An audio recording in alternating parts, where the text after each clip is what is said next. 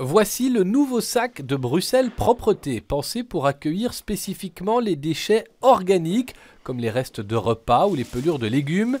Déjà utilisé par certains habitants d'Evere et d'Etterbeek, il pourra aussi être distribué à Oudergem, Woluwe-Saint-Pierre et Forêt. Le but, c'est de détourner un maximum de déchets qui va maintenant vers l'incinérateur, vers d'autres filières de recyclage qui sont beaucoup plus écologiques, beaucoup plus durables. On a aussi des obligations européennes qui veulent que nous ayons 50% de nos déchets qui soient triés. Aujourd'hui, nous sommes assez loin de là.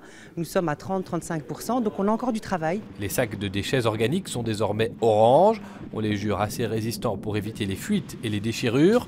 Pour ceux qui en ont assez de les voir éventrés par les chats, les renards ou les corneilles, des poubelles en dur peuvent aussi être fournies gratuitement. L'idéal, ce serait qu'on ne mette pas de déchets organiques ou de restes alimentaires dans nos poubelles.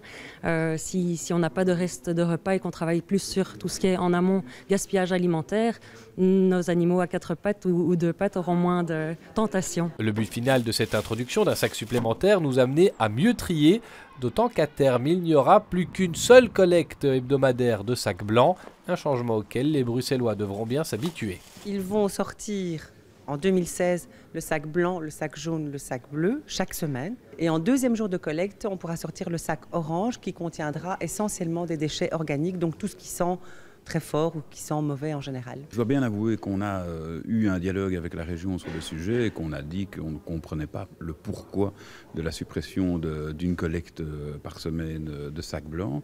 On aurait voulu le maintien de cette collecte. Le projet est mené sur base volontaire. Il est encore possible de s'inscrire dans les 5 communes qui jouent le jeu.